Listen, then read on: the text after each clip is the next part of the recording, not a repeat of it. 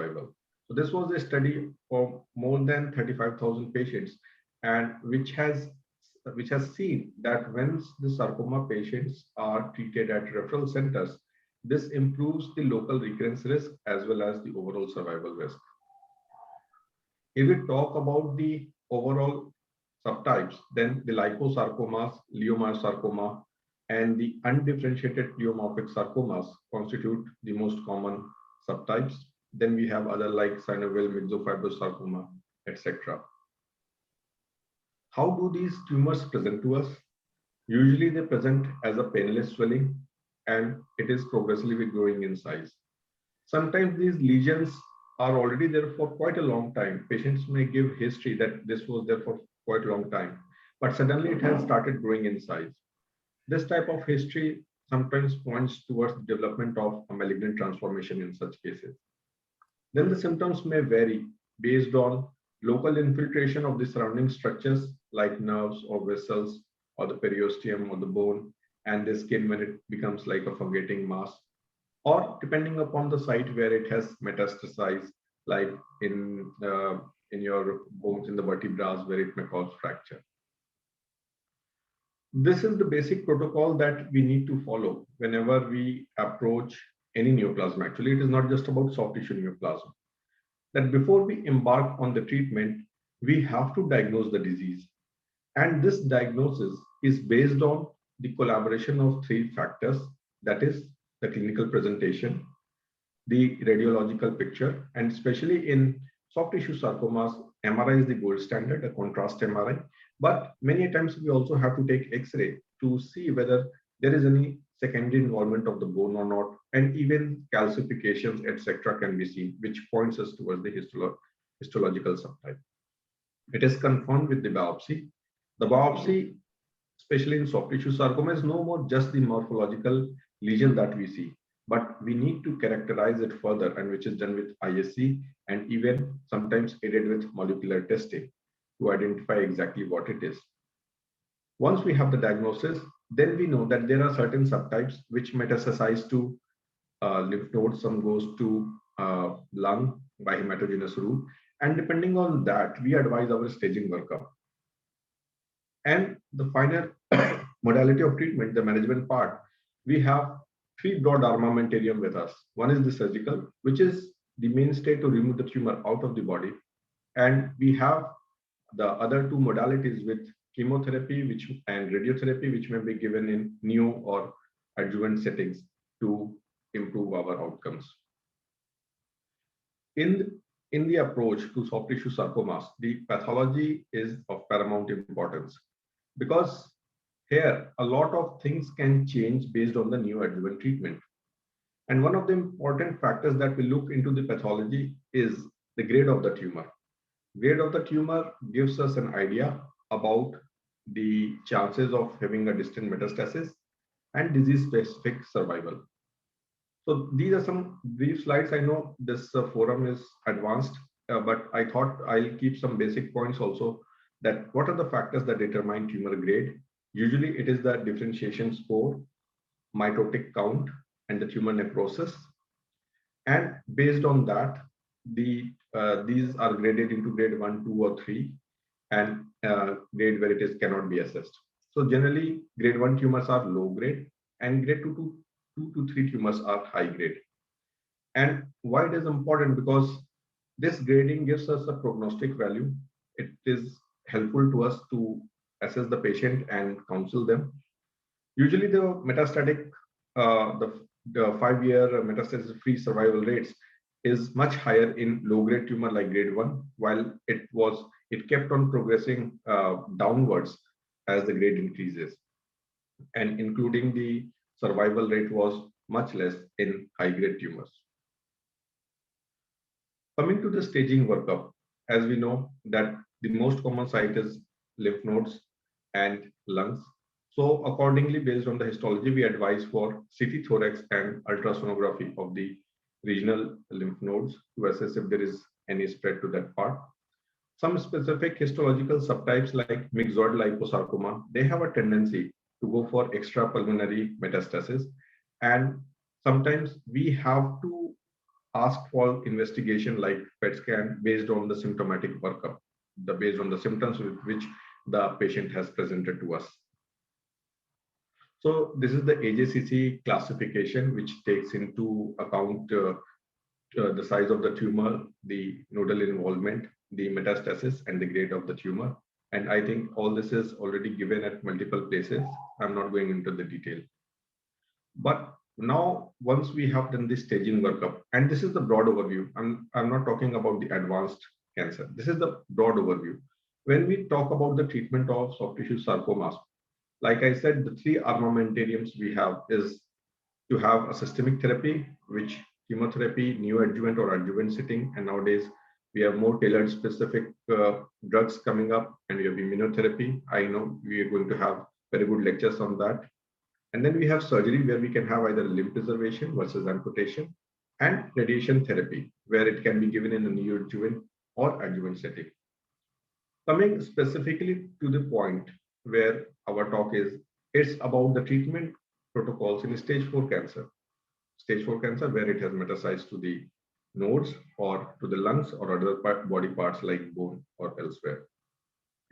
In such situation, we know that the overall prognosis is not that good, because in itself, in a localized soft tissue sarcoma, the risk of recurrence over the time ranges somewhere between 30 to 50%. Once we have the staging workup complete, we have to identify our intent of treatment. And this is a very important concept that we must understand, that either it is going to be a palliative intent or curative intent. Once the metastasis is beyond resection that we are not able to get, then it becomes palliative intent, where usually chemotherapy will be given, and surgery is reserved, or radiation is reserved, for symptomatic cases like when there is a fungating mass or other complications related to that. Nowadays, because of the tailor-made neoadjuvant chemotherapy, sometimes we can downstage and reassess the disease, and we can go ahead with curative intent if R0 resection is possible for the primary and complete metastatectomy is possible. So this depends on a case-to-case basis, and we have to see, just considering the lung metastasis, where it can present with different scenarios with a single metastasis or multiple lung metastasis. Once it is, we have a talk on the metastatectomy also, and we will go more into detail of that. But once it is a single metastasis, we can go for surgical metastatectomy. And when it is not possible, then we can also use RFA or SBRT.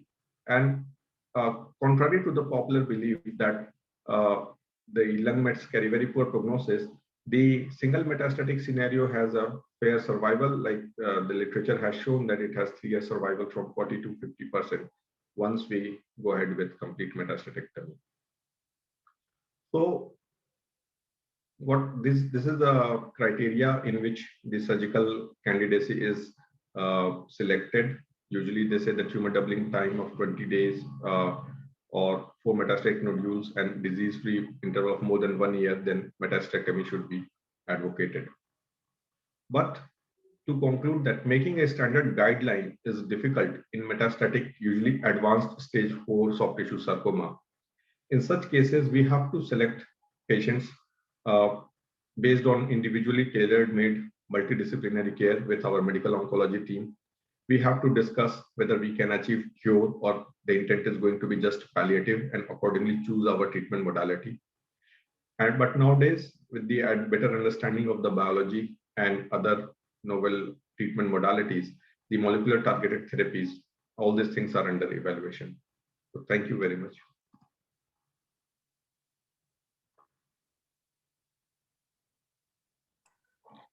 Thank Vivek sir for such a great talk. Thanks for covering almost all aspects in such a short time. If anyone have any question, we can discuss. We have 2 minutes.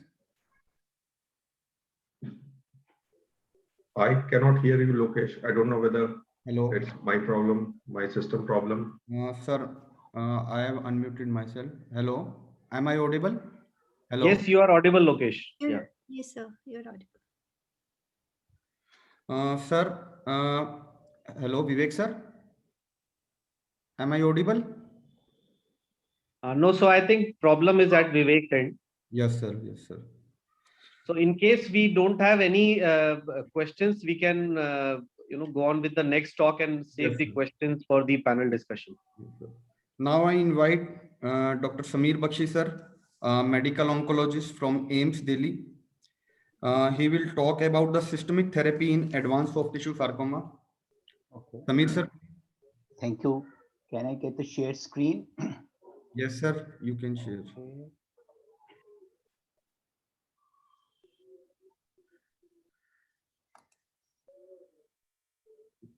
Okay. Is my screen visible to all? Yes, sir. Okay. So thank you, Lokesh. And I think the Vivek has given one very important point, which I almost always share with my team and my residents, that we should really be very clear. Are we dealing with a curative intent or a palliative intent? So let's now just talk about the systemic therapy for advanced sarcomas. So advanced sarcomas, as Vivek said, are metastatic tumors. And I like to also keep one more group in that. Those are unresectable sarcomas, which can't be resected with limb salvage upfront. So I would just give that also as an advanced sarcoma for the sake of discussion. So the first question is, which was very well said, intent is palliative in metastatic sarcomas. So 15 to 45% respond to chemotherapy, 10 to 15% achieve a CR, and 1/3 of those who achieve CR can potentially get cured or have long-term survival. So that technically means that 5 or 7 out of 100 have a potential to get cured. So I want to just bring this case, which came to me sometimes in 2009. This was a 45-year-old gentleman who presented to my outpatient out of breath. He had a large cardiac tumor with bilateral lung metastasis in 2009. And today he continues to be alive and doing his work. He was treated with paclitaxel. So he's alive till date. So that tells you that a proportion of metastatic tumors do get cured despite having metastatic disease. We have a lot of effective agents. The agents are listed here: doxo, ifosfamide, gem, dosi, pacli, and many new agents: trabectedin, pazopanib, targeted therapies, imatinib, sunitinib, and many others have been added to this group of drug. So let's now see, knowing what type of sarcoma inside, does it matter or not? The answer to both these questions is yes, it matters. One would like to know the histology and one would like to know the site. For example, liposarcoma, exquisitely sensitive to doxo. Synovial addition of ifosfamide makes a change. Leiomyosarcoma, gem and dosi is a good option, and angiosarcoma, paclitaxel is a reasonable option. And then there are some targeted therapies which are used in various other subtypes like dermatofibrosarcoma, protuberance, chordomas, alveolar soft part sarcoma, and fibromatosis. Knowing the subtype of well-known types of soft tissue sarcoma also matters.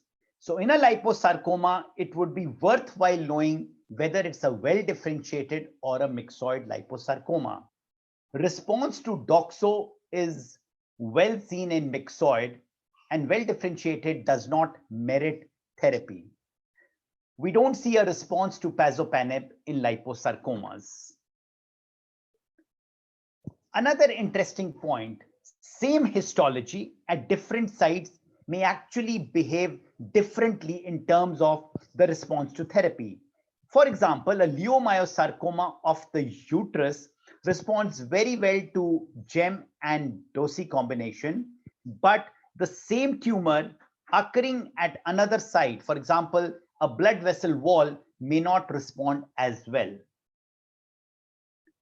Coming to locally advanced sarcomas, some questions arise automatically in our mind.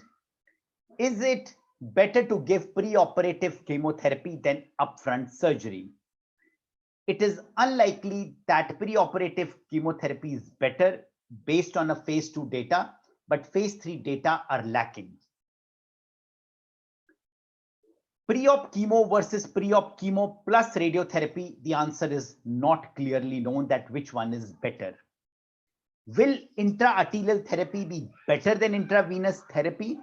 The answer is no, as intra-arterial therapy causes more wound complications. What is the ideal preoperative chemotherapeutic drug or combination of drugs? Let me share some data on that for you in this presentation. So this was a histology-tailored neoadjuvant therapy versus standard therapy in patients with high-risk soft tissue sarcoma. So when I say standard therapy, the backbone of standard chemotherapy is anthracyclines. But in my previous few slides, I said there are options where for specific sarcoma subtypes, you may actually use specific drug combinations. So this trial addressed that point. But contrary to what one would have thought, the above line, the red line, is the one which was the standard arm. That means the anthracycline arm. And the lower blue line, which was inferior to the standard arm, is the one where we actually chose therapies based on histology. So that was less effective than the standard arm. Another interesting point, because pazopanib is a very commonly used drug in advanced sarcomas. So this was again used in a preoperative advanced sarcoma setting where traditional therapy was used and pazopanib was added to that. The end point of this trial was the response rate. So the response rate was better when pazopanib was added to standard therapy. However, the impact on survival is not known as of now. This gentleman was an orthopedic surgeon in the late 1800s, and he worked in the current Memorial Sloan Kettering. He actually found something very interesting when he was a lecturer in that hospital, and he found that the sarcoma, when got infected, the sarcoma disappeared. He was intrigued with that observation, and he started injecting microorganisms around the growth of a sarcomatoid tumor. That did not work. Then he decided to work in the lab. It's not common for orthopedic surgeons to go to the lab, but he did go. And he's actually considered as a pioneer of cancer immunotherapy. He worked on a factor that later came to be known as tumor necrosis factor alpha. Interestingly, the immunotherapy works in tumors where the TMB is high. However, the TMB is high in tumors which occur due to the mutagens. So lung cancer due to smoking, bladder, melanoma due to sun exposure. Sarcomas generally don't occur due to these factors. So the TMB is low in sarcomas. 2 trials have been published for immunotherapy in sarcomas, and in both, a very modest response was seen to immunotherapy. Currently, immunotherapy is not approved for any sarcomas. I also want to share a response rate is not equal to survival benefit. We did an interesting study in solid tumors, in progressive pediatric solid tumors, and this was published in JAMA Oncology, where metronomic chemotherapy was compared with best supportive care in tumors which had progressed after at least 2 lines of chemotherapy. What we found was that non-bone sarcomas showed a trend towards better survival with metronomic chemotherapy. Based on this observation, we have recently published a study. It's a retrospective study, and it has shown that oral metronomic chemotherapy is an equally cost-effective alternative to pazopanib in advanced soft tissue sarcomas. The survival curves for metronomic therapy in advanced sarcoma is equivalent to pazopanib. I will conclude my talk with the following statements. The soft tissue sarcomas are chemosensitive, not as sensitive as rhabdomyosarcoma though. We have targets now available. A subtype analysis would be desired. Whether it has a huge impact, not sure. If preoperative chemotherapy has to be used, it should be intravenous and anthracycline based and not histology driven. Addition of pazopanib to anthracycline improves CR in a preoperative setting, but there is no data on survival. Immunotherapy is yet to find its place for advanced soft tissue sarcomas. Oral metronomic chemotherapy, which is very cheap, appears to be a good alternative to pazopanib as well. Thank you very much. Thank you, Oncology Forum. And thanks to my institute where I work and get this opportunity to see a lot of cases. Thank you very much. Thank you very much, sir. Thanks, sir, for such a great talk. Thanks for giving such a recent update about the systemic therapy. Any question? So, can I ask a couple of questions, Dr. Sameer? Sure, Akshay, please. Yeah. So, first of all, thank you so much for that very lucid talk. Very vast topic covered in a few slides. And we can see we have about 58, 60 participants listening to advanced soft tissue sarcoma systemic treatment. And that's also very heartening. My first question to you is that we talked of systemic treatment based on histology. And I was going to refer to the same trial which you referred to, where it was found actually inferior to standard chemotherapy for advanced soft tissue sarcomas.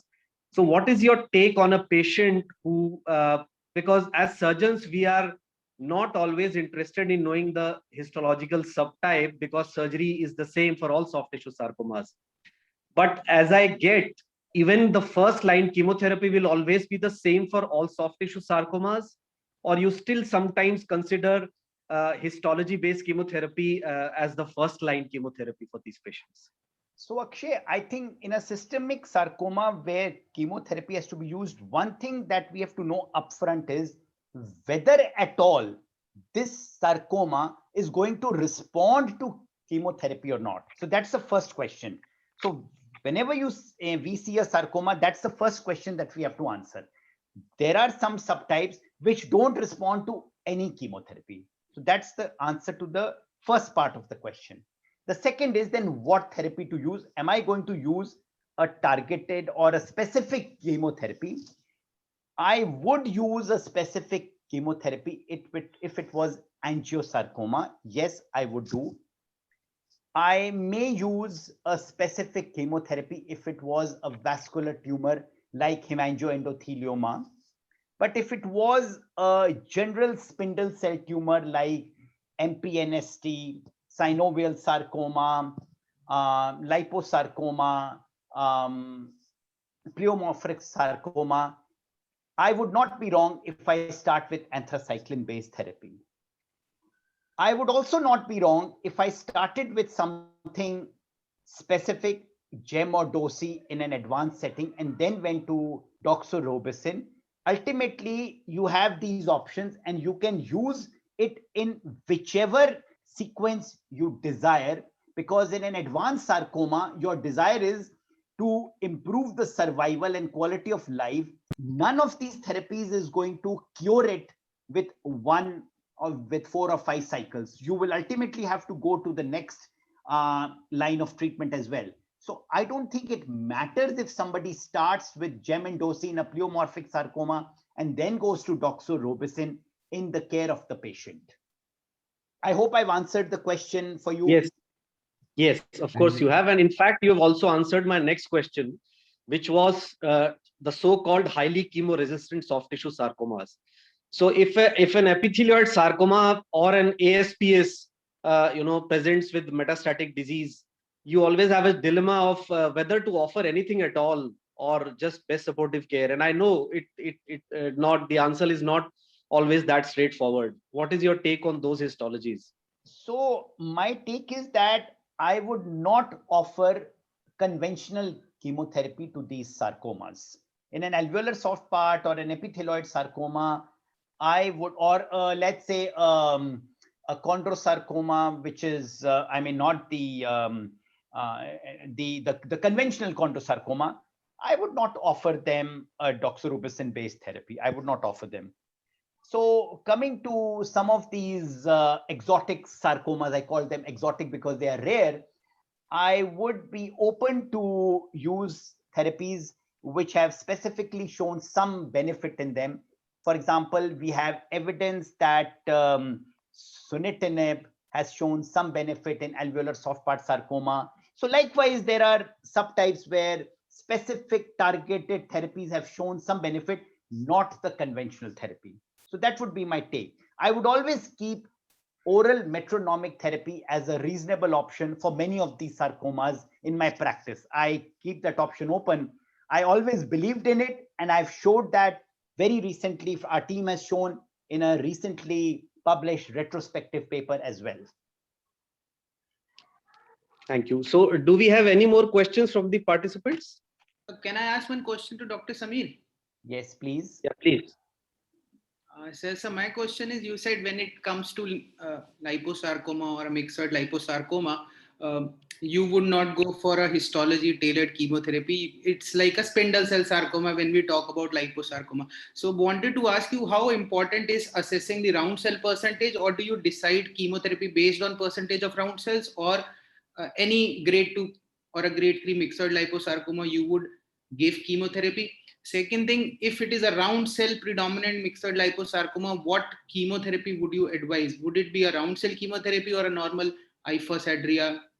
I would keep doxorubicin as the key for a round cell liposarcoma. That would be my take.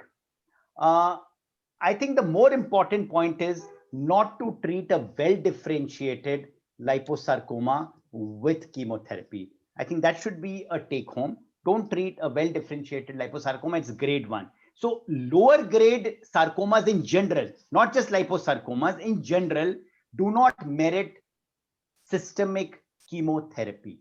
They are treated with surgery, even if they are advanced. As was shown by Vivek, they still will continue to live long, even if they are advanced. Even if they are metastatic, sometimes they will still continue to live. So a low grade metastatic tumor has a much longevity than, say, a synovial sarcoma. So it's important to know the grade.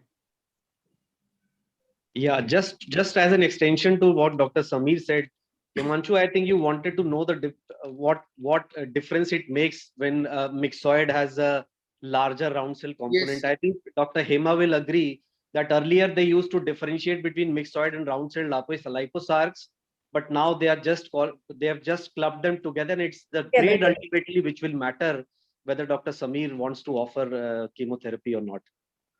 Absolutely, sir. Absolutely. And there's no difference between myxoid and round cell liposarcoma anymore. Correct. And Fine. also, sir, for example, if there's one thing I want to ask, sir, suppose there's a retroperitoneal well-differentiated liposarcoma, and something which is not amenable to surgery, what do you do then? For example, it is a well-differentiated liposarcoma, for example, a sclerosing well-differentiated liposarcoma or an inflammatory liposarcoma, which commonly arise in the retroperitoneum and are actually well-differentiated and grade 1, but not amenable to surgery because they are abutting major vessels. What do you do then? So I think it's important to remember that sometimes tumors which are there in the body and not amenable for surgery and not causing problems very often as well can be observed.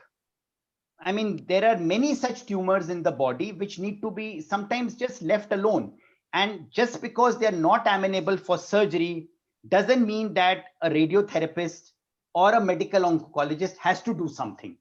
Sir. It's just there. It's there. A lot of us will have, let's say, some patients will have a lot of neurofibromas. Fibromas. We leave them.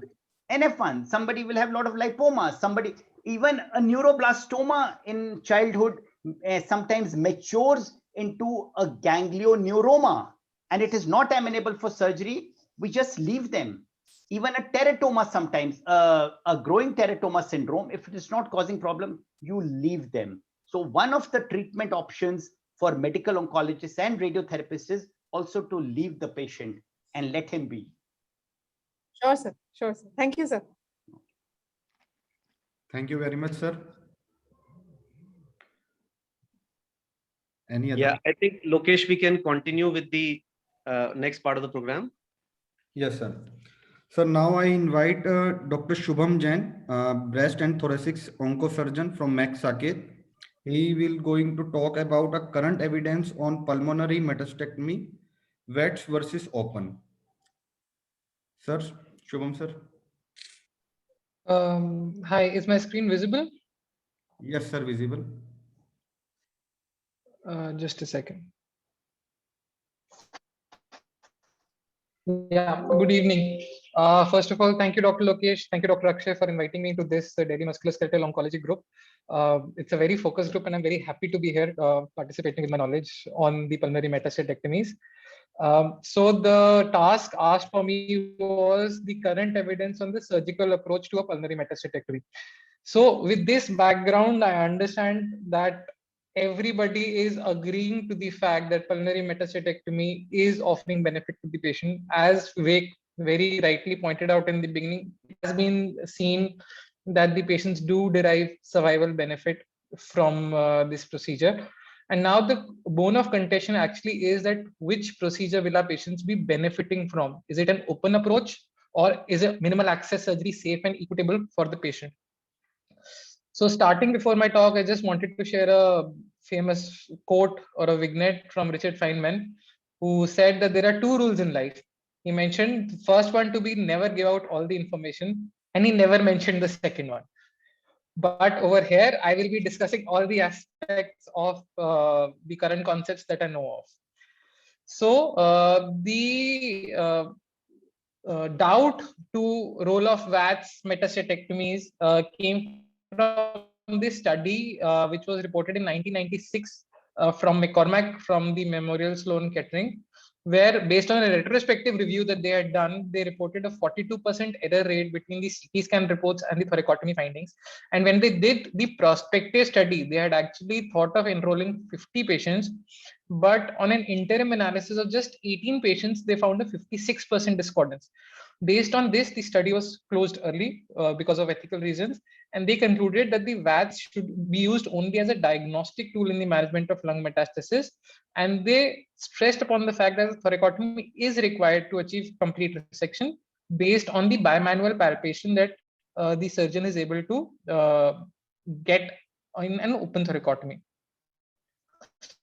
Similar to this study, another study that was reported in 2009 from Robert Cerfolio saw at the CT scans that were done, and they found that 37% patients had non-imaged pulmonary nodules that were discovered only by bimanual palpation and would have been otherwise missed on a VATS metastectomy. So because of these studies preliminarily, the VATS metastectomy procedure as fell into disrepute, and many people started doing the open thoracotomy as the approach towards the metastectomy. What I would like to point out in this very study is that the cuts, the CT cuts that they have reported are 5 millimeter thick. So the slice thickness of the CT scans that was being reported or was being used previously was actually quite thick, and they were missing a significant number of nodules. Another thing that the author himself pointed out in this very study was that even though they were missing out on lesions, had they done just a VATS metastectomy, they said that the clinical impact of these findings is unknown. Also, what the author proposed was a set of patients who would rather benefit from the open metastectomy versus a set of patients who would benefit from a VATS metastectomy. So the authors reported that if the number of pulmonary nodules are restricted to less than 3, then this patient would probably benefit from VADS, vis-a-vis a patient who has more nodules who would rather benefit from open. Similarly, based on the size of the nodules, the location of the lung, the lobar location, and also with respect to the histology of the disease, they did report which patients would benefit from VATS and which from open. And these authors felt that there are more chances of being more metastatic nodules than are seen on the CT scan. So they put the sarcoma diseases into the open metastatic group. However, there have been multiple studies pro the VATS metastatectomy, and on a review of 7 good evidence studies, the authors from published data reported that VATS metastatectomy has been associated with shorter hospital stay, chest drainage time, and perioperative complication. And they said that we did not find evidence for a survival difference with either approach, and lack of high quality data makes it impossible to recommend any particular surgical approach in terms of long-term survival. So having said that, the proponents of a VATS metastatectomy or a minimal access metastatectomy approach quote equivalent oncological outcomes. They suggest that the procedure is less morbid with improved short-term outcomes, such as reduced operating time, reduced intraoperative blood loss, lesser need for transfusion, reduced pain and analgesia requirement, reduced hospital stay, and thereby a faster recovery. They also quote less pleural adhesions, which allow a re-resection in case there is a recurrence in a patient. They were unclear. They suggested that the evidence is unclear whether missing a subcentimetric lesion is actually impacting patient survival significantly. However, the opponents of the minimal access metastatectomy say the inability to digitally palpate leads to a potential for missing lesion, and all of us know that incomplete resection may lead to a dismal outcome. They also suggested that smaller surgical margins, because the lesion is not palpable and just visually margins are taken, may lead to a higher rate of ipsilateral local recurrence, although this was also not found to be statistically significant as per the data. They quoted a possibility of port site metastasis. Also, the procedure of doing a VATS metastatectomy has a learning curve of surgical expertise. So these were the counter arguments against the VATS metastatectomy. Now, there have been significant attempts to develop a randomized good level evidence data and evidence to whether a thoracoscopic removal of pulmonary metastasis should be done or not. But unfortunately, as with this CALGB trial 9336, because of the slow accrual, these have never been completed. And that is why the best available evidence for thoracoscopic resection of pulmonary metastasis comes from various series. And that too, many series have either a heterogeneous cohort of patients. There are very few studies which have a unique histology of sarcoma that is reported to evaluate the role of pulmonary metastatectomy and the approach to pulmonary metastatectomy in a particular type of histology. But what can be seen across this table is that the 5-year survival or the chances of pulmonary recurrence are similar across the group, and there is no significant difference between any of the approaches in any of the studies.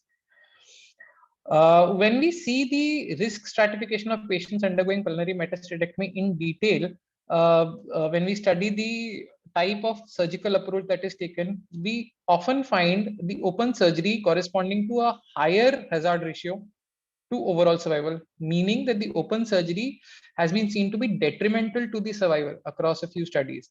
Now, the reason is not just the morbidity of the surgery, but also the fact that it correlates with a greater metastatic tumor burden requiring an open approach. So a significant number of patients will undergo multiple lung resections, and a minimally invasive approach is feasible, may be preferable in certain clinical situations. Apart from this, there is no doubt that the reliability on the minimal invasive technique of doing metastatectomy has significantly increased in proportion over time. What has also been seen is that the hazard risk of death and the hazard risk of recurrence is in favor of the minimally invasive technique.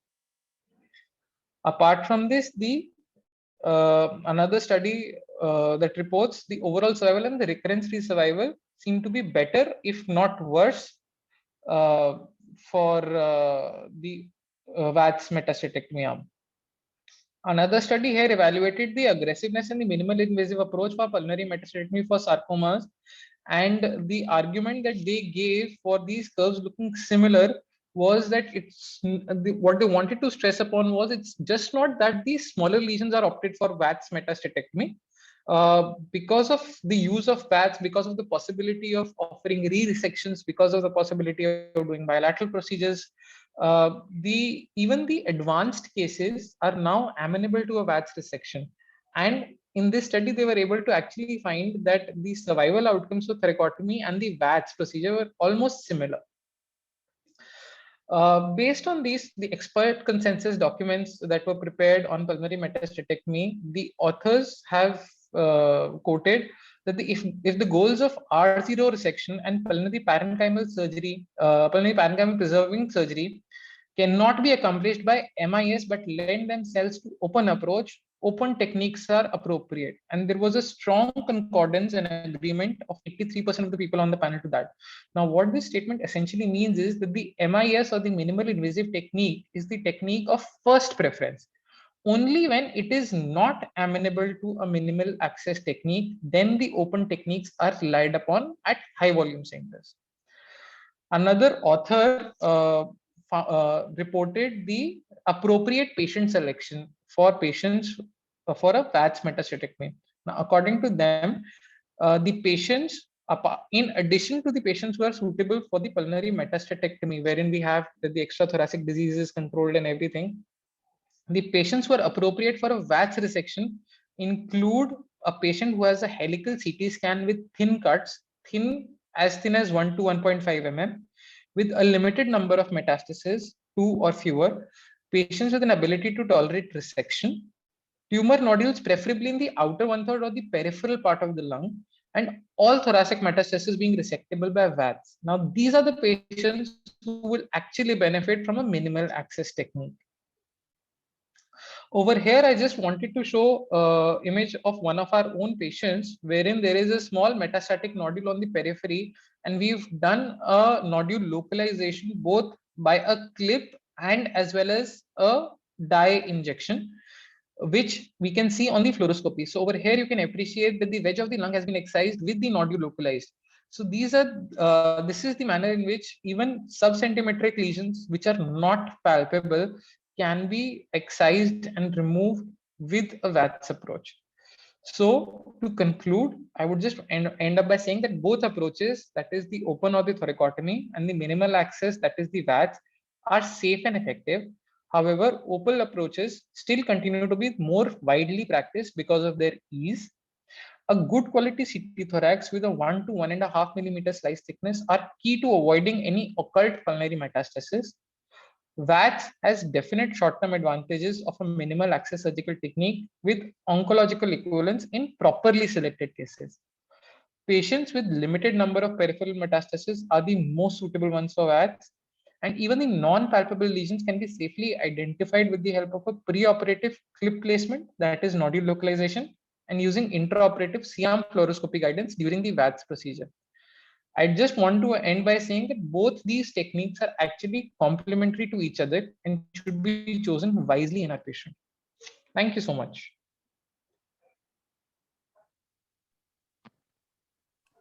Thanks, Shubham. And I guess because of shortage of time, we'll have to skip the questions. We have a panel discussion and we can discuss those then. Sure, sir.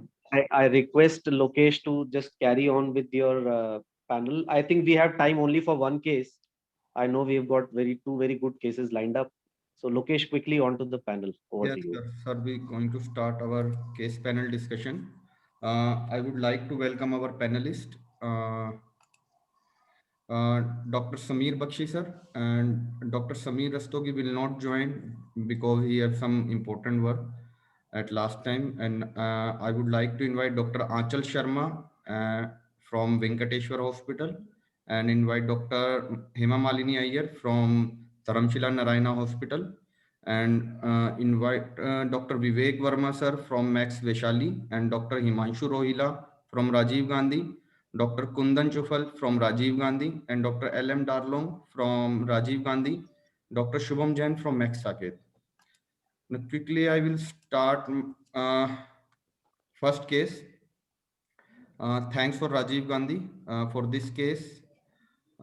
This is the 25-year-old male patient has swelling in right thigh since 2 years and pain since 2 months. On examination, diffuse swelling over the anterolateral aspect of the thigh of around 15 into 15 centimeter. Skin is free, distal pulsation present. This is the MRI picture of the thigh.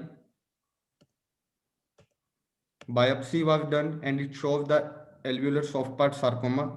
On IHC, TFE3 is positive, Desmin positive, S-standard positive, while negative for CK, CD31, CD34, and synaptophysin. Now, for staging, I want to ask Dr. Vivek Verma, what staging investigation will he advise for such patient?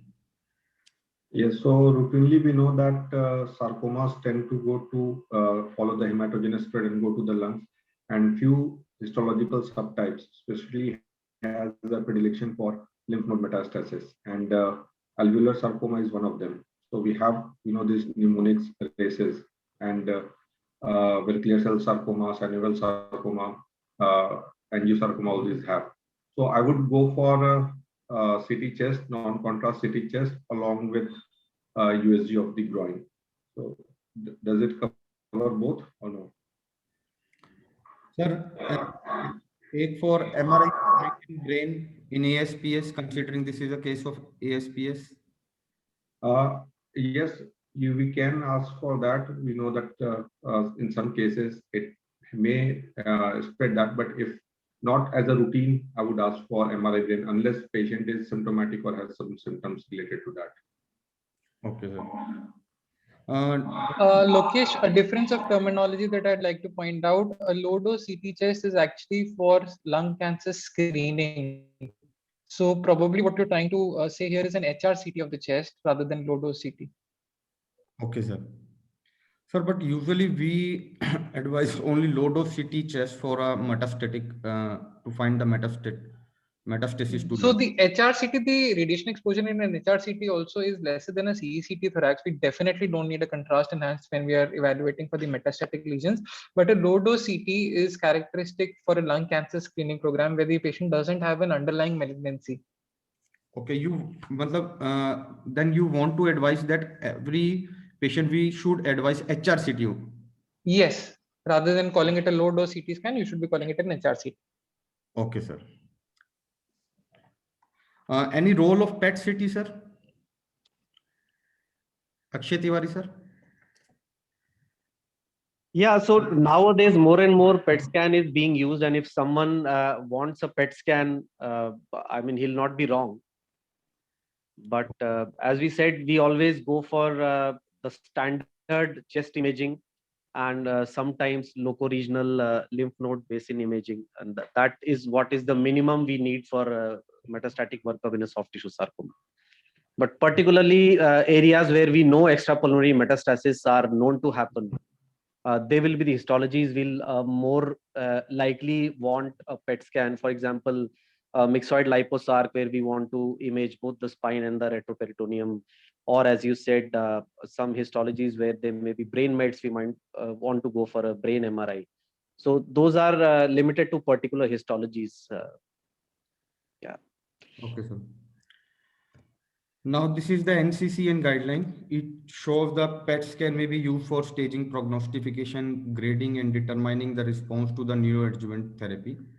And CNS imaging with MRI for alveolar soft part sarcoma and the angiosarcoma and left-sided cardiac sarcoma. This is the CT chest report of this patient. It shows the bilateral. Lokesh, can I just intervene? I would say that while the guidelines are there, but I think as you heard from most of the panelists, nobody said it upfront that they would do MRI brain. Yes, sir. I also personally would not do an MRI brain or that of the spine.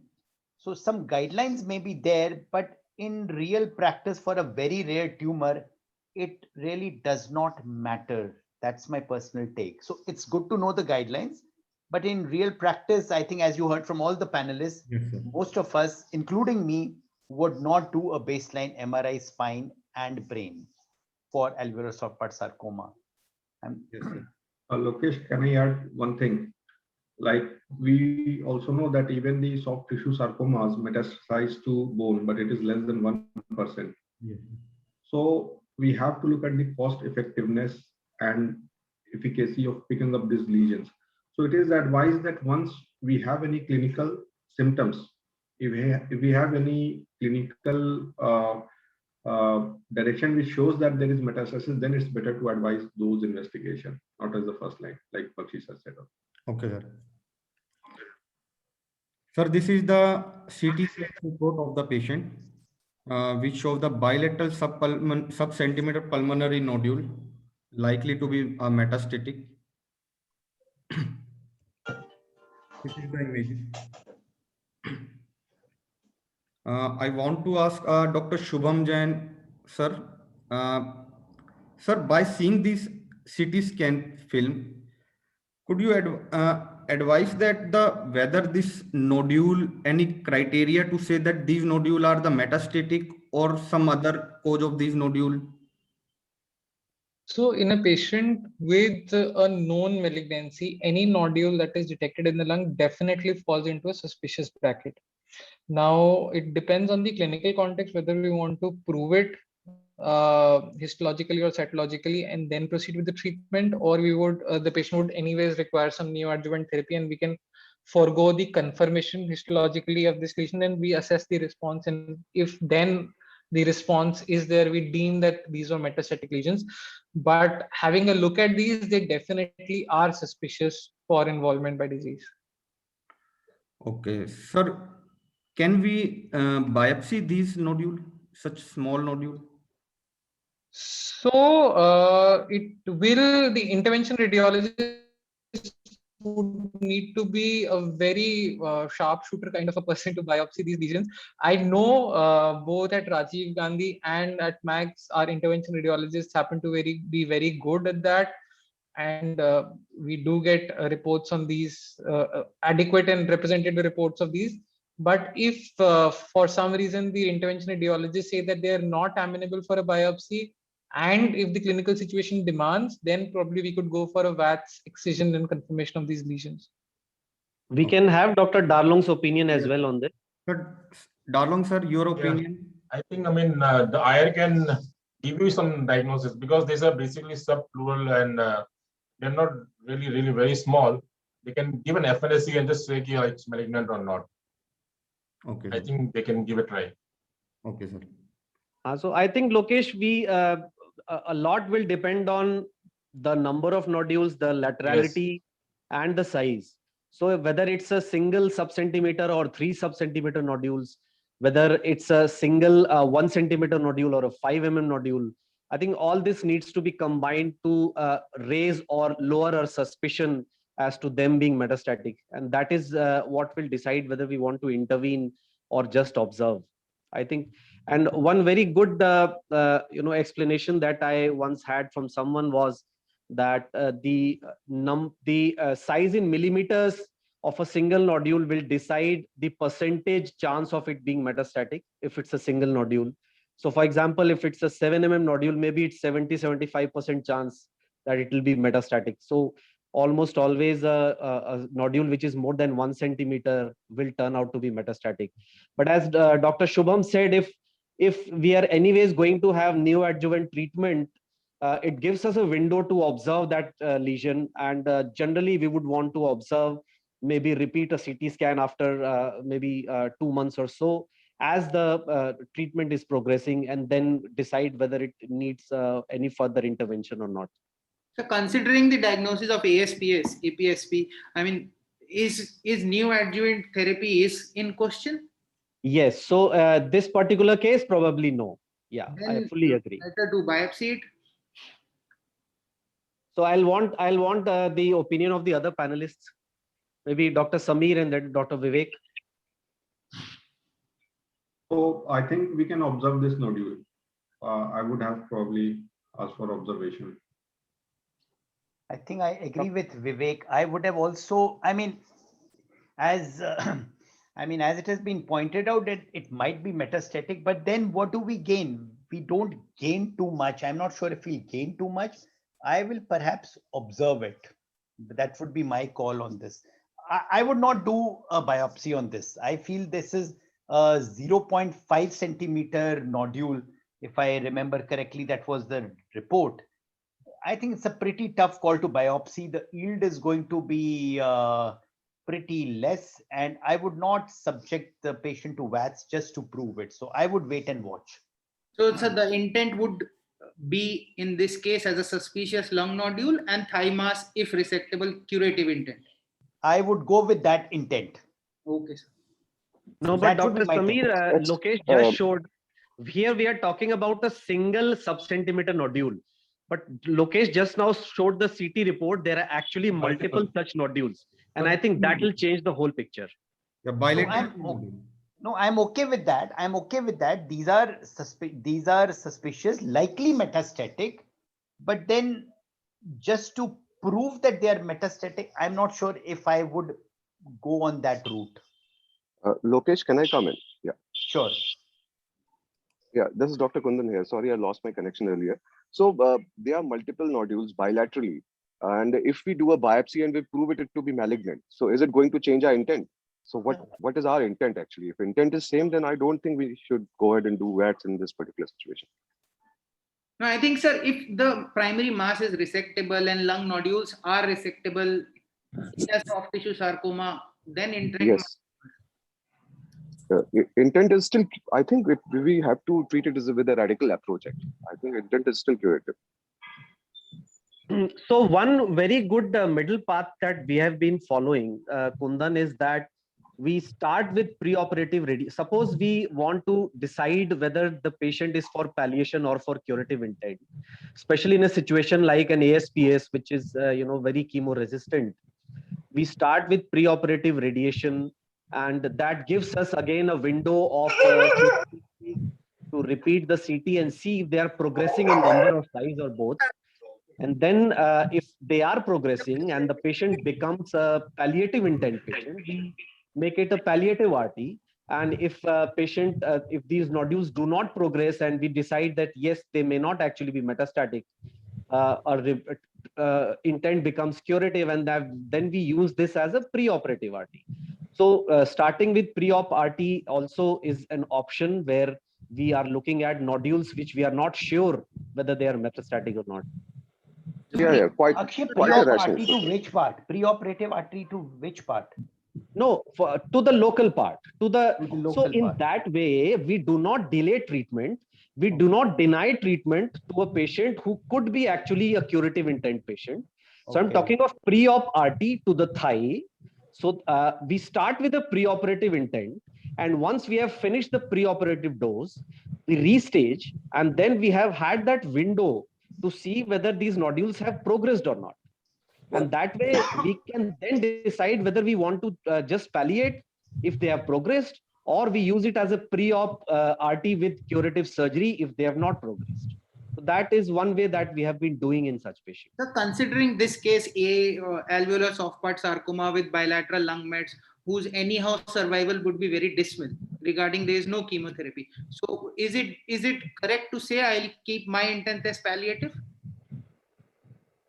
Yes, see, Himanshu will all agree that this is not such a straightforward thing. It will always involve multiple, multidisciplinary discussions, and also with the patient and the family. Almost always we end up, customizing and tailor-making treatments for these patients. We all believe if there are 5 to 6 bilateral pulmonary nodules, it's almost certainly metastatic in this situation. So one option could be to, go all for an aggressive treatment, offer staged metastectomy and also curative intent local treatment, which would be surgery followed by radiation. And which way you stage is again going to differ between institutions and between groups.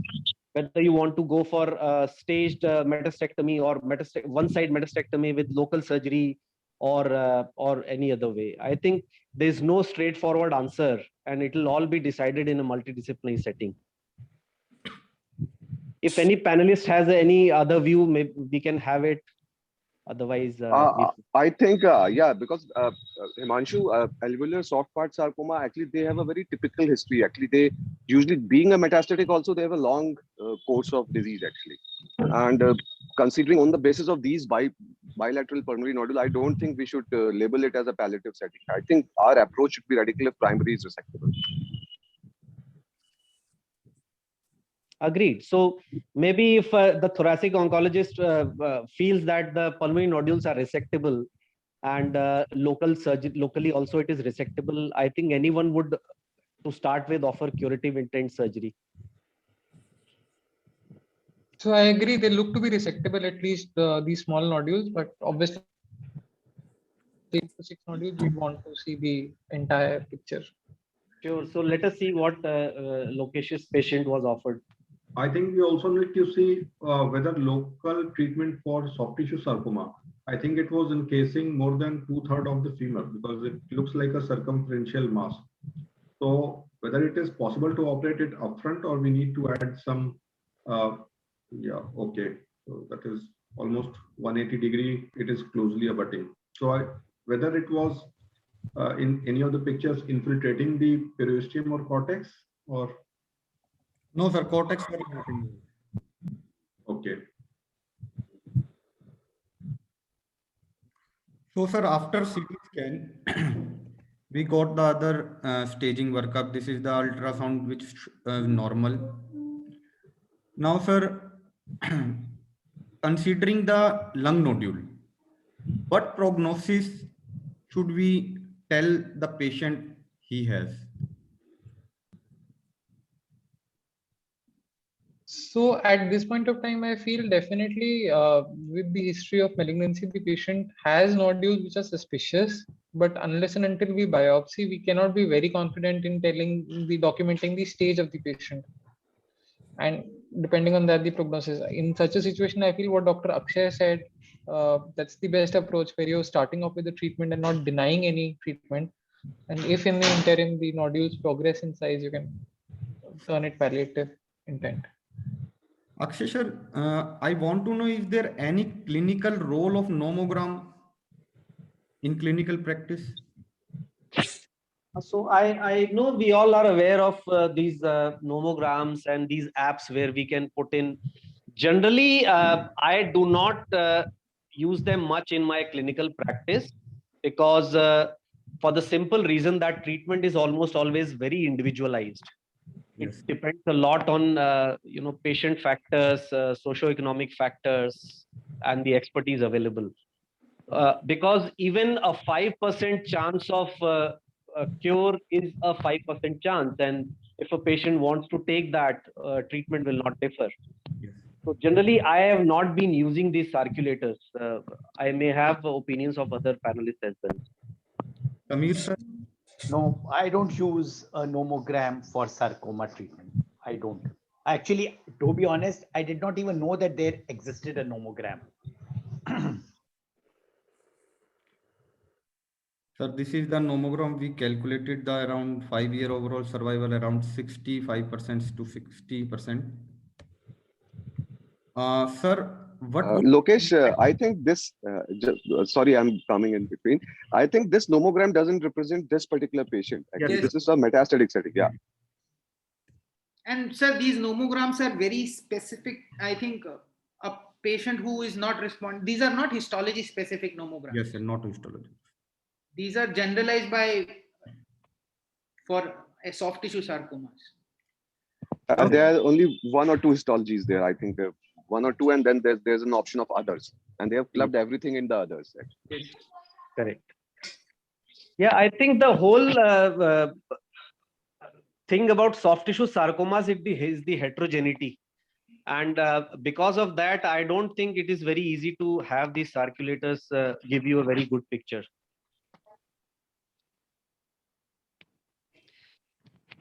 So coming to this slide, Akshay sir. Lokesh, Sir, my intent will always be curative because this is a treatment naive patient. There are resectable pulmonary nodules. Whether you want to go for metastectomy first or local treatment first is a issue that you can always discuss. yes, But sir. my intent will be curative to start with. Vivek sir, your intent. I also agree that with my good friend Shubham Jain, I think we can resect the lung nodule. So my intent would be curative, and we will start. I think now we have to think whether we plan it. How do we plan it? Whether we start with the local treatment with lung metastatectomy in the same sitting, that will also give us confirm the diagnosis that it is metastasis or not. Probably one side, not both the sides. So that thing I need to see. So, Dr. Sameer, here is one situation where histology plays a big role. If this was, suppose, a synovial sarcoma, we know chemotherapy works pretty well. And as surgeons, we would be happy to, start this patient on neoadjuvant chemo. But given that it's ASPS, we know chemotherapy is not going to do much. Maybe a tumor board or a sarcoma board will decide that it should be surgery first. What is your take on this? So Akshay, I think I will just tell you my viewpoint on this. I think Vivek mentioned in the beginning in his talk that we should identify who is curative and who is palliative. And I seemed very agreeable with that statement that he made. But I just also overheard, I don't know which panelist, somebody said that the behavior of alveolar soft part sarcoma is relatively slow. If you look at the pathology, the proliferative index is just around 7 or 8% in this tumor. So I would put this patient somewhere in between. I would go for a local site resection, assuming that even if the lung mets are positive, I feel that even if we resect them, they will still recur.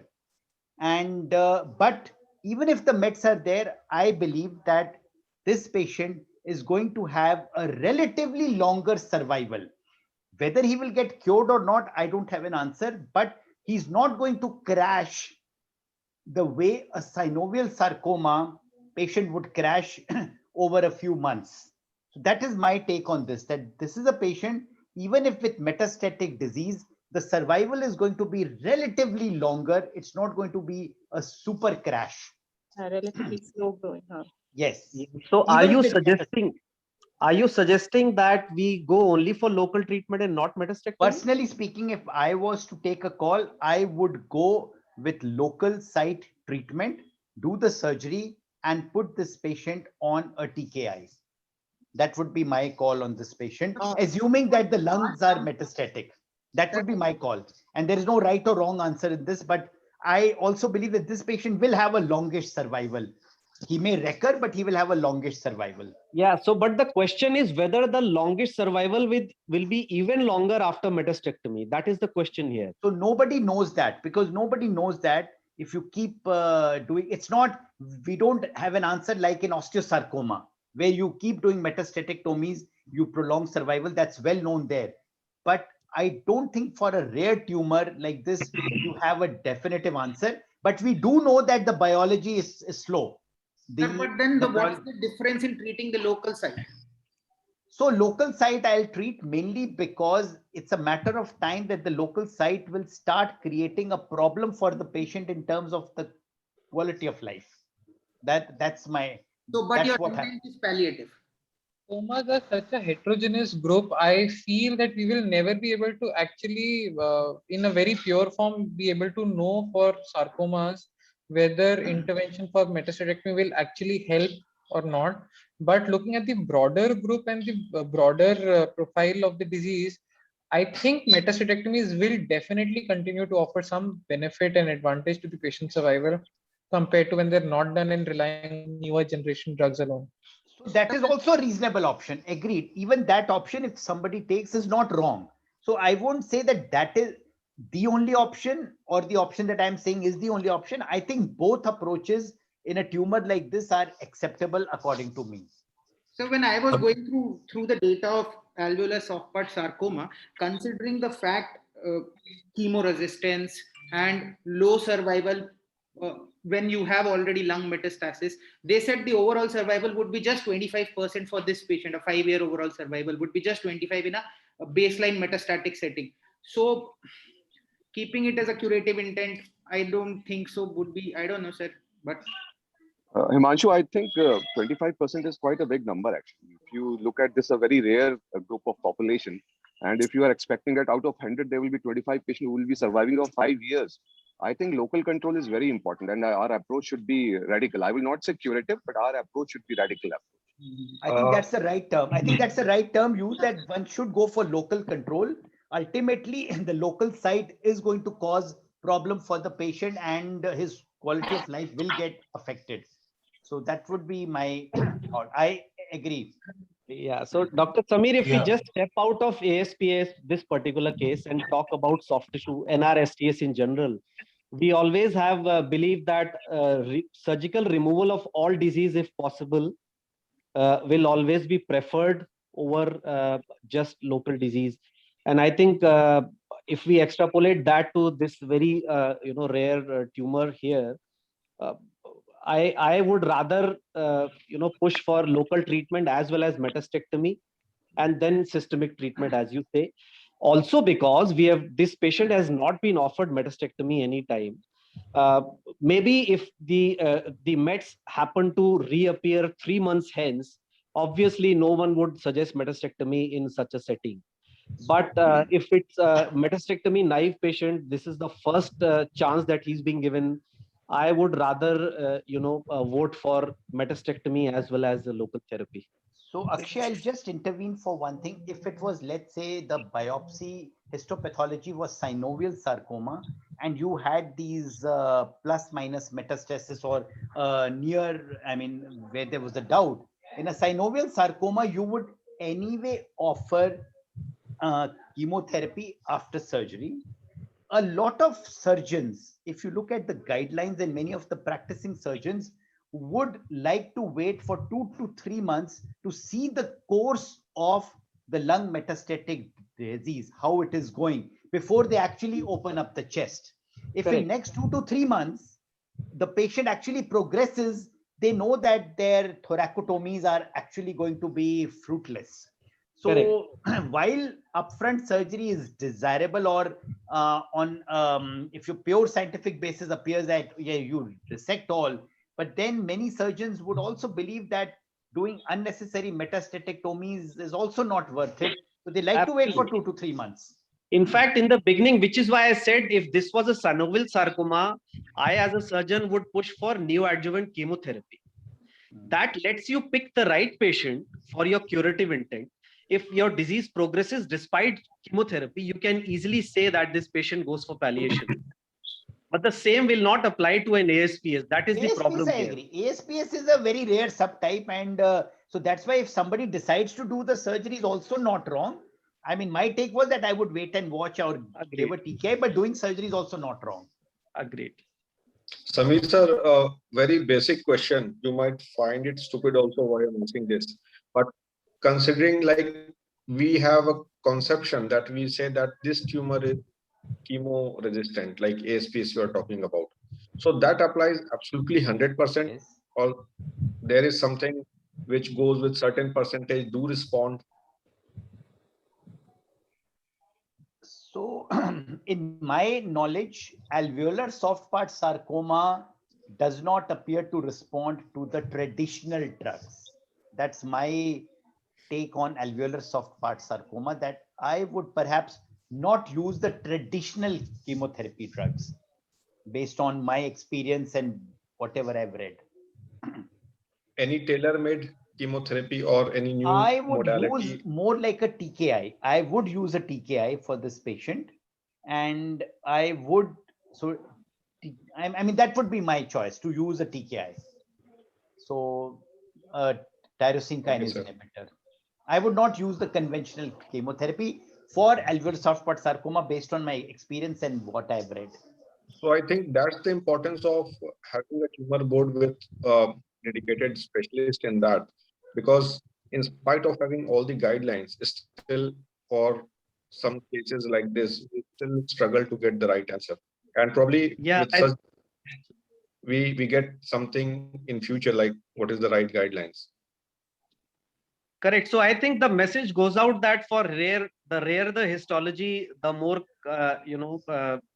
scope there is for discussion in a multidisciplinary setting. And I think all the panelists will agree on that. Maybe you can proceed with the case now. We have just maybe 5-10 minutes to wrap up, Lokesh. So from this house, most of the our house says the curative intent. Okay. Now, what would be the plan? We have already discussed. Dr. Sameer has said for the forward for surgery. Most of the surgery also agreed to go directly for surgery. I would plan for local surgery and probably one side metastatectomy, and then start on TKI and see the response, and assess after 3 months how the other side is doing. If it's progressing, like Raksha was saying, it tells us that it is palliative setting now. Then just observe, and if it has responded, then probably we can do metastatectomy of the opposite side also. So, sir, in this case, we offer a curative intent to this patient, and we did a wide local excision of the left thigh in June 2017. After that, final histology report shows the all margins are free, but the closest margin is the 1 mm. And the maximum size is 13 centimeter. Sir, now any role of targeted therapy in ASPS, Sameer sir? So, as I said, for this patient, it's a alveolar soft part sarcoma, and there are doubtful metastasis. I would put this patient on sunitinib. And not for the IA therapy? No chemo? I mean, I would personally not use IFOS doxo for ASPS. Okay, sir. Hema ma'am? Response? Basically, targeted therapy, crizotinib is an option. And because I think alveolar soft part sarcomas are known to have c-Met overexpression. And so sensitivity to c-Met inhibitors is known to happen in ASPS. So that's my take. And this is a PT3, I think, lesion. M1. Darlong sir? Sir, would you go for a lung metastectomy at the same time? No. I think in this, what you saw on the CT scan, I mean, there are multiple nodules and on both sides. And they're all very small, sub-centimeter, I mean, lesion. It's very difficult to do a R0 resection, I mean, in such case with a VATS. And you're doing a major surgery in the limb. So I would not really have gone in the same setting. Okay, sir. Sir, so you advise prefer to watch this. Metastectomy. So after final pathology, we put this patient on IA-based chemotherapy 3 weekly for 3 cycles, and we Sameer sir have already answered most of the question, but sir, I want to know in this particular case, we put this patient on IA based. Considering it is ASPS, would you suggest only a single agent or double agent chemotherapy in this patient? So I will say, Lokesh, that if this was a leiomyosarcoma or a synovial sarcoma or a pleomorphic sarcoma, I was quite okay with the decision of using IFOS and doxo. Since this is a young patient, I would actually use a double agent chemotherapy in this patient. But just because the histology is alveolar soft part sarcoma, and I know that the proliferative index is less than 10%, I would not have used this treatment. But then, you know, it's also, it is not that it cannot be used. Some people do use it. I would have personally not used adjuvant therapy with the traditional chemotherapy drugs. That would be my take. Okay. So if your question is to dual agent or one agent, yes, so sir. the same sarcoma in a 60-year-old patient or a relatively older patient, I would have used a single agent doxorubicin. But in a young patient like this one, a dual agent is justified. But I have a difference of opinion based on the histology that this patient has. Okay, sir. Now, after 3 cycle of chemotherapy, we get an CT scan again of a chest, and it shows a persistent bilateral nodule. Darlong sir, what would be your next step?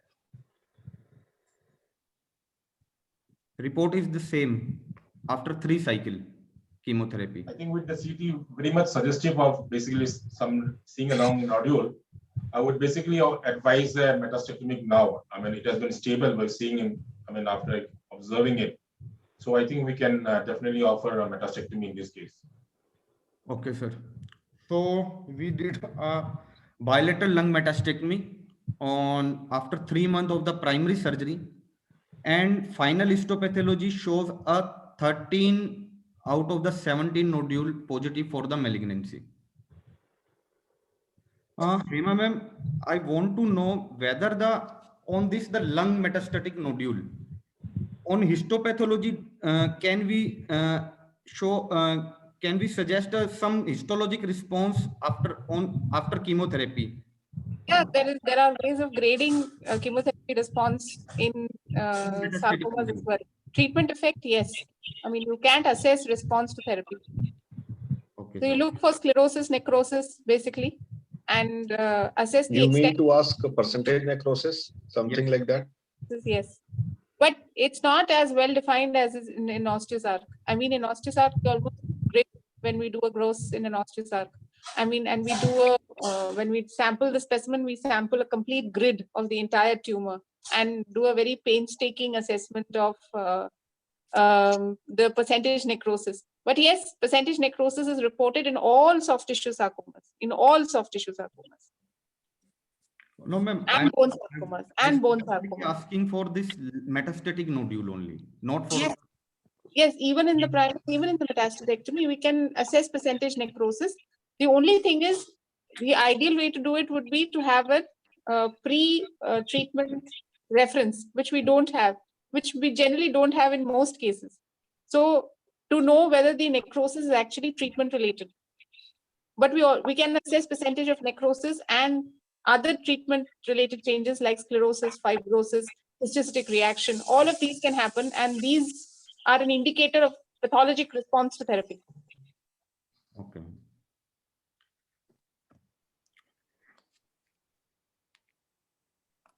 Sir,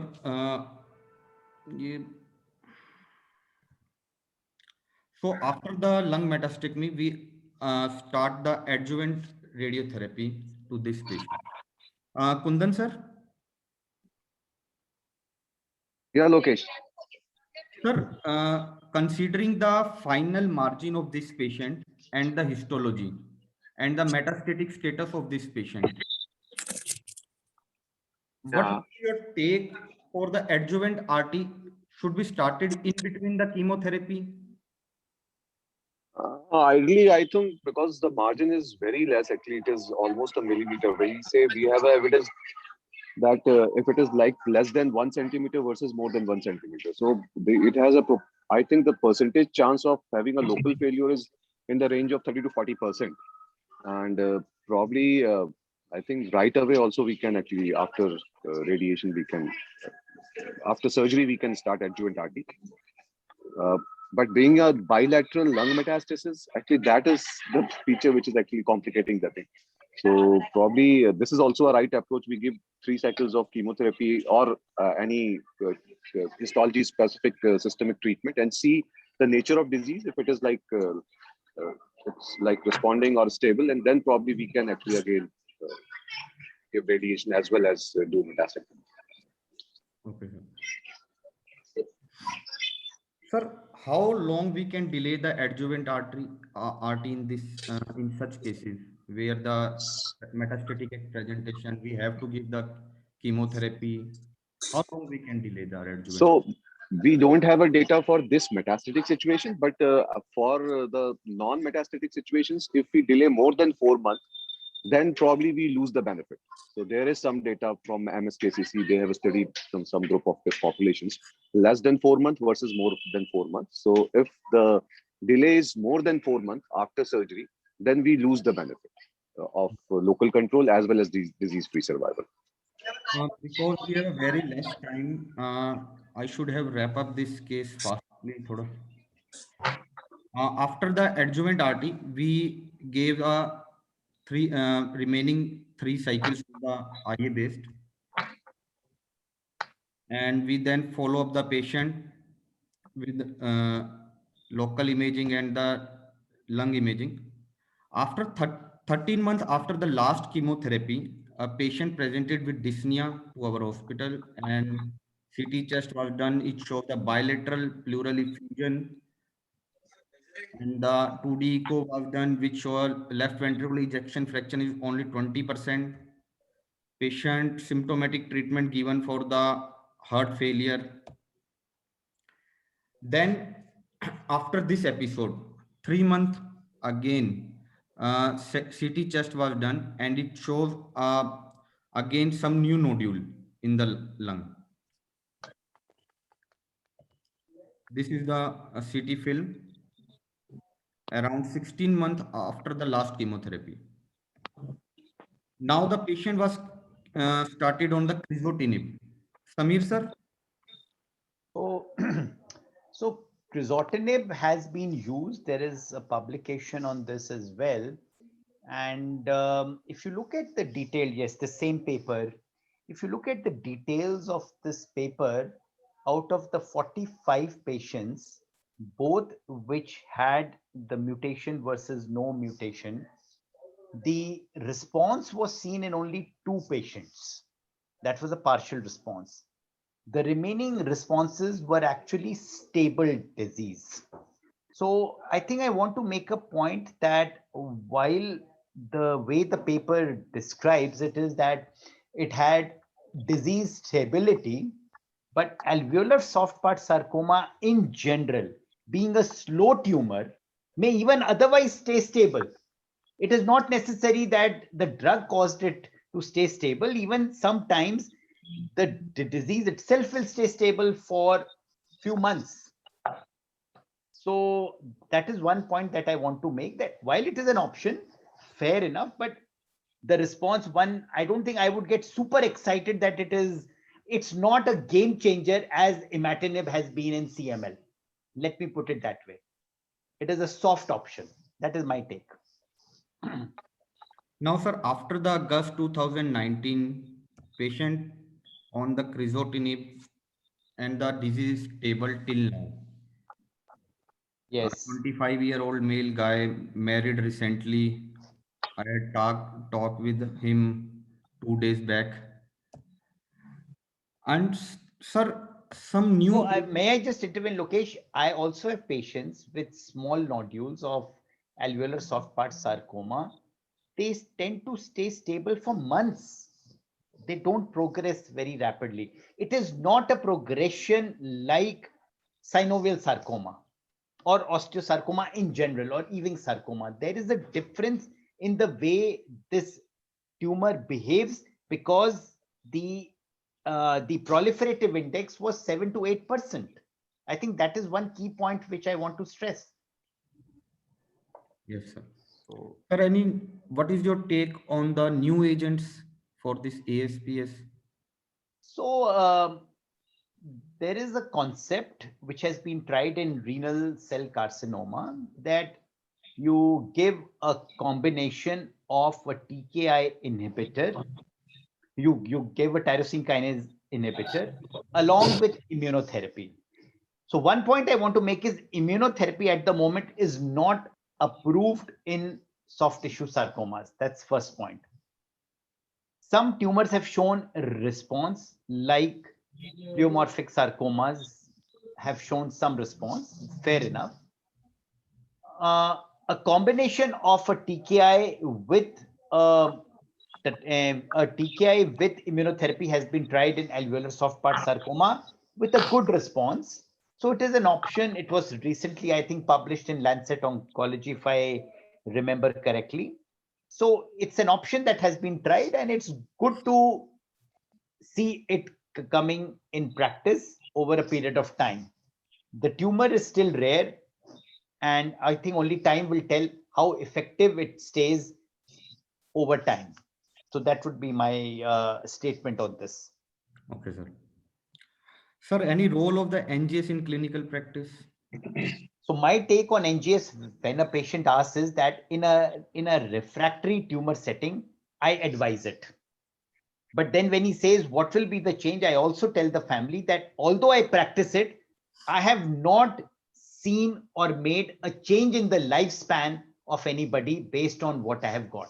But I still practice it. Okay, sir. Sir, what would be the Because cost? I don't have an option. What would be the patient cost for NGS? So, when you get a targeted sequencing, you are able to get it in, let's say, 35,000-40,000 these days. It all